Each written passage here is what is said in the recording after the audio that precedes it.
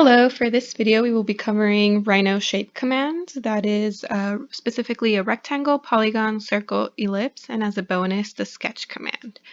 So let's start off with the rectangle. I will be typing everything in.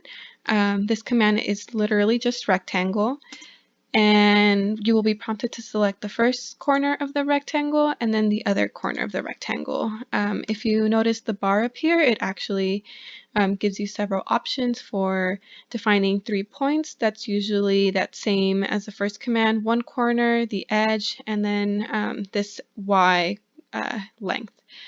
It also gives you options for inputting in a defining a rectangle with rounded corners. So you can always just eyeball it, go based off of a point that already exists, or you can also input a radius number for that. So we're going to go with a radius of 1. Let's see. You can also define a vertical.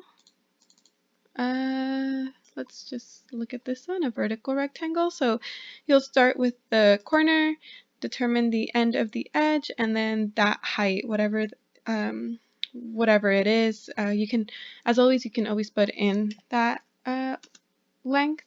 So I put in 10 and it gives me the option of going up or down. So I just click and there it is. Other options are defining a center of a rectangle. So if I want to go here in the middle and just kind of bring it up to this other corner, there we go, another rectangle. Let's move on to Polygon. Polygon is just what it is. It's the basic polygon shape with a number of sides. If we put in 5, you get just your basic pentagon, and you can determine in what orientation you want it to be pointing in and how big that length is from the center to where your cursor is. You can again put in a number. I'm going to type in 4, and that's our pentagon. You can also change how length is calculated. So we're going to do it with the circumscribed mode now, whereas before it was inscribed.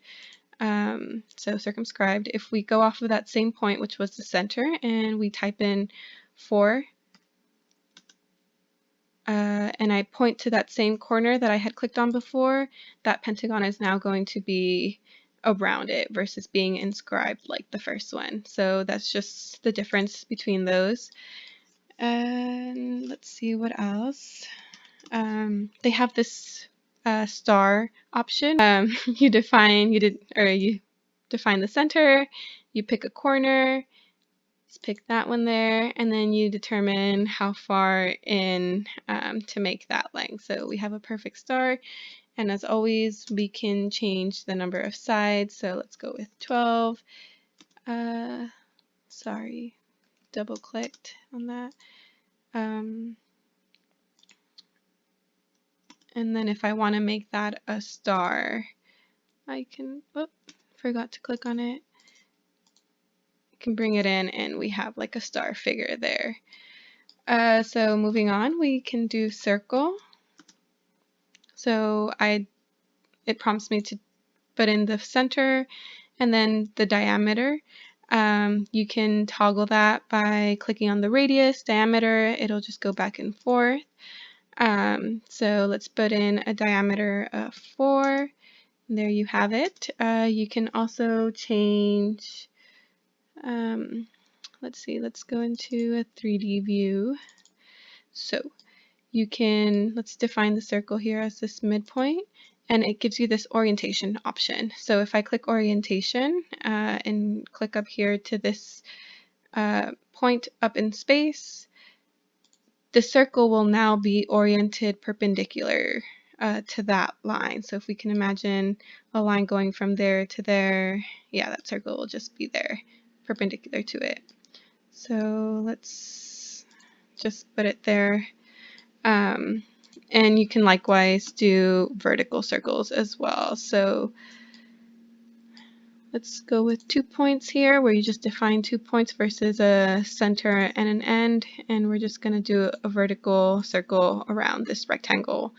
And as you could see, if I defined a point there and there, that circle is circumscribed, not inscribed on that rectangle. Lastly, other options for through points, tangent, around curve, and fit points. Those are pretty self-explanatory. 3 points, you determine 3 points.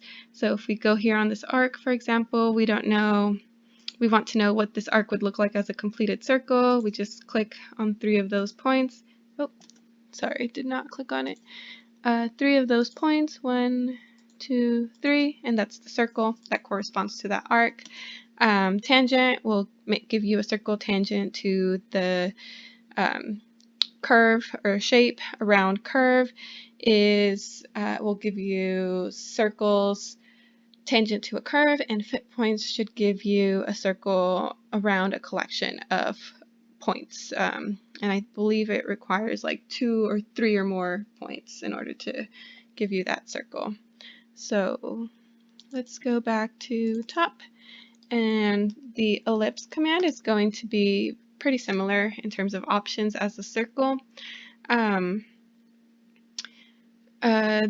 Obviously this one from the foci is more specific to ellipses, since that is how they are determined.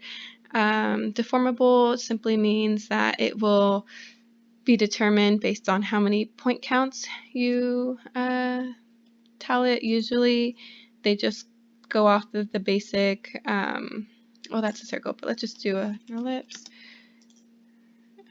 So first axis, second axis, and it's that same number of points as a circle. It's usually 4 on the circle, 4 on the outside. But if you do a deformable one, it'll give you a NURBS approximation with the number of points. So if I say 10, it's the same process, but now there's just 10, and it's being treated more as a as kind of the curves that we went over in the first video. So corner is kind of interesting. If you have, for example, a rectangle, you just define from one corner to the other, kind of like with the circle, and the ellipse just fits on the inside of that. So that is inscribed now. And then the bonus command was the sketch. This one is, I don't use it very often, but there's an option to make it a closed surface. So if you want to do more of an organic surface, or organic shape, sorry, you can toggle that on or off, and it'll give you an open or closed shape. But if we do closed, I know it says click and drag to sketch, but you can honestly just click and move your mouse around, and then click again to finish, and it'll give you a closed shape. From what I've noticed, this command doesn't ever give you points, so it's always a very like organic, curvy shape that you want. So if, for example, you want to draw like a crescent shape, let's see, it'll give you more of a rounded, I don't know, banana-like shape. So that's just kind of a fun one. I don't think I've used it much, but if you guys find yourselves wanting to do that, there it is. And you can obviously keep it as just an open curve if you decide to not close it, and that is the approximation of it. So that is it for today. Thank you.